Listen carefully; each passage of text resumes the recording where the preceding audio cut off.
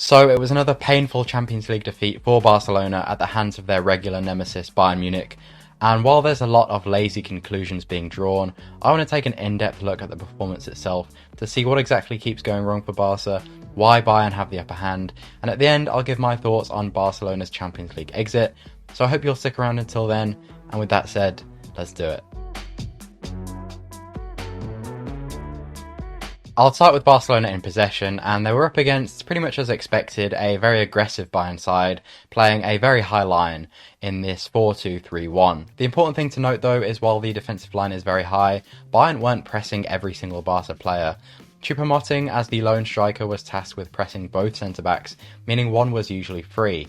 And it was usually when the ball was progressed to the midfielders or the fullbacks that the real press was triggered. So similarly to the game against Athletic Bilbao at the weekend, this game for Barca was all about beating this pressure as often as possible, and then using the dynamic quality of Dembele, Lewandowski and Balde to exploit that space. The difference of course though is that Bayern's press is much better than Athletic's, particularly in terms of intensity. It was very rare for a Barca player to receive a progressive pass without a Bayern player running at them full steam.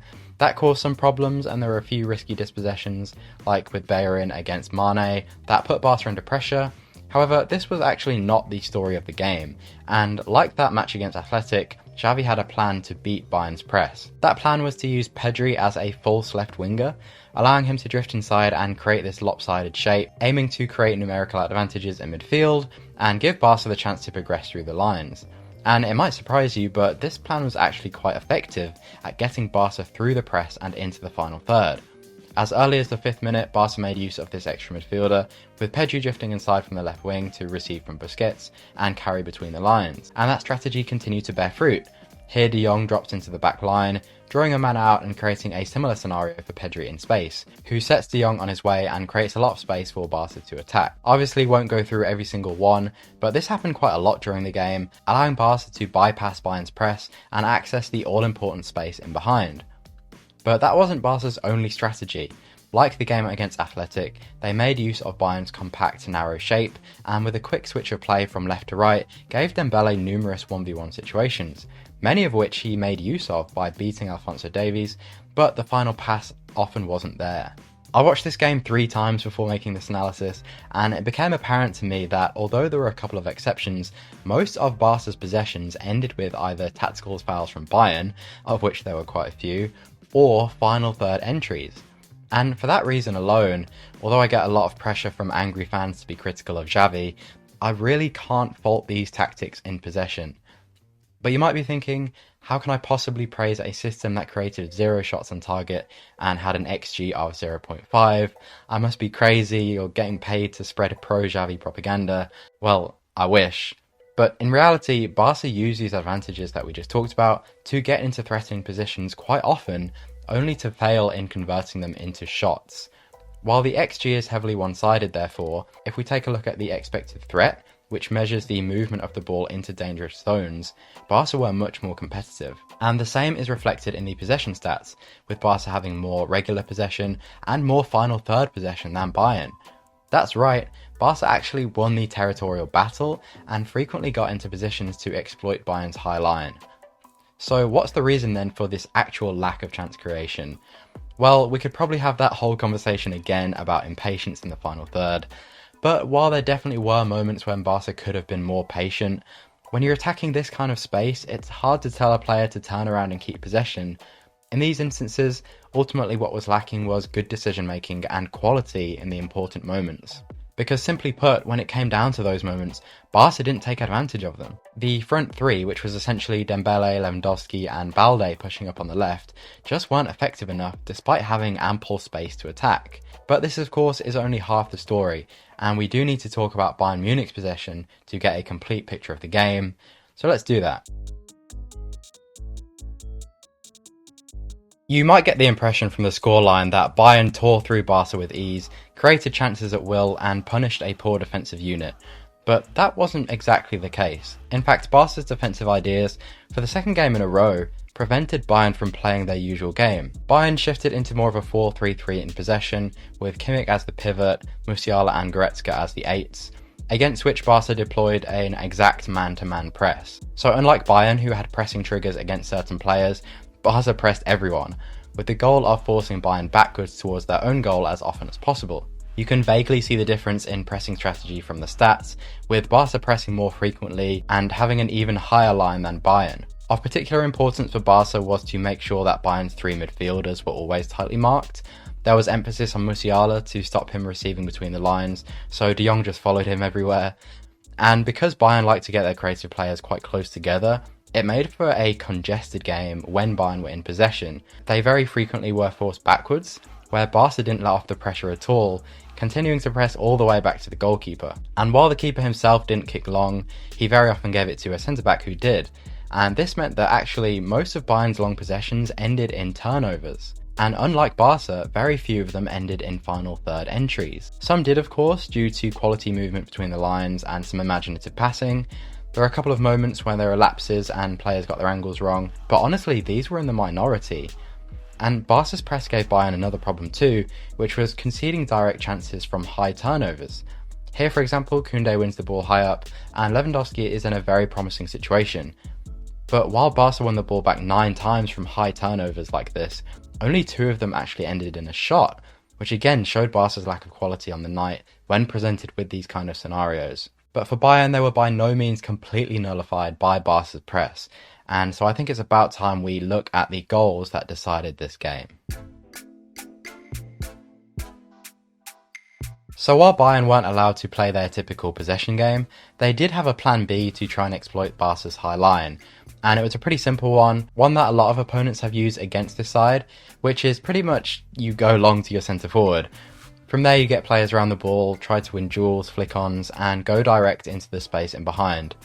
And an important element of this strategy is width, which in this case is supplied by Mane on the left-hand side. And this is exactly how the first and second goal came about. The ironic thing is that Barca's game plan is all about forcing teams into these kind of percentage passes. The pressing philosophy we talked about, where you push the opponent back to their goalkeeper, frequently ends up in these kind of scenarios because it's really the main outball. And in La Liga, Barca haven't conceded from these positions very often, either because teams aren't able to win the duels or don't have the quality to exploit the space, but against Bayern and Inter, Barca have been decimated from these situations. Personnel has a lot to do with it, so without an elite ball-winning centre-back, you're going to struggle.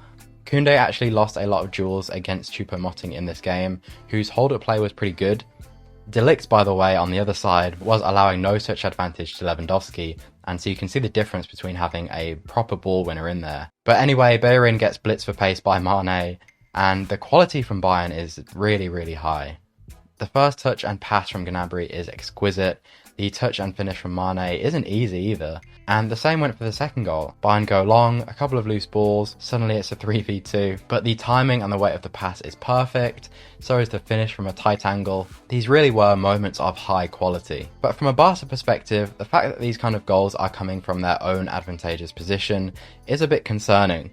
And while it's easy to just say, well, defend deeper, it was Barca's high press that gave them the upper hand for good portions of this game. So perhaps it's a case of dropping back more proactively when these loose balls break. It's difficult to say. I think there's a lot of small details that need to be worked on to better manage these situations, but we shouldn't forget that it's one of the best teams in the world that are exploiting them. And exploiting space is something that Barca just didn't do enough of, despite having the opportunities. Bayern turned situations like these into shots because Kimmich has ridiculous quality on his final pass, whereas Barca don't turn this intricate passing move into anything because there's not enough quality on the final pass. Plus, it's really good defending again from De Ligt, who had an incredible game. Barca also did nothing with their final third set pieces, or the moments they got to the touchline. There's so many examples of this throughout the game where Barcelona just didn't have the quality when it mattered, and clearly Bayern did. It's unfortunate that I have to make this conclusion again, because it's exactly the same one that I made against Real Madrid, but Barca just didn't have the quality. And that brings me on to this final section where I want to talk a bit more generally about Barca at the moment, and of course their Champions League exit. I've said before in another video that Barca had no business thinking they could win the Champions League this year. It's not just about raw quality, which is questionable in some areas of the pitch, but time and maturity. There was a big turnover of players, and it's a very difficult system that Xavi is trying to implement, both technically and physically. You add on the sheer youth and inexperience of a lot of players in the squad, and the manager too, and you just can't compete with the likes of Bayern and Manchester City, for example. That was a pipe dream from the beginning. It is a shame, however, that Barca didn't make it further in the competition. In terms of where the project is, the promise we're seeing in a lot of the league games, I'm certain this is one of the best 16 teams in Europe, and it would have been good experience for a lot of these players to play at that level, but it's a tournament of very fine margins and moments. Barca were in a tough group against one of the favourites for the whole competition, and an Inter Milan side who were tactically their kryptonite.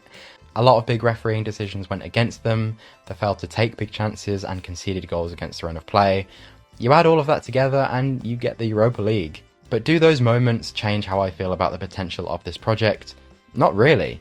I've analysed every single game that Barca have played this season in depth, and I've been documenting its tactical evolution. And what we're seeing is, around those big moments, an extremely promising foundation. I do think that most of the disappointment from fans comes from expectations that were probably a bit too high. Yes, Barca spent money, but that doesn't make you immediately competitive. You need time for players to gel, to understand what the coach is asking, and you also need to get the right players all over the pitch. No team is entitled to anything. The quality of football in Europe is extremely high, and Barcelona need time and, yes, probably more investment to get back to the very top. But are they on the right path? In my opinion, absolutely yes. So I'll leave it at that. Let me know what you guys think in the comments. I'd love to know what your opinion is on the state of the project at the moment. How much of a blow is this? And what do Barca need to do to turn this around? But with that, I'll see you next time for another in-depth tactical analysis. Until then, take care.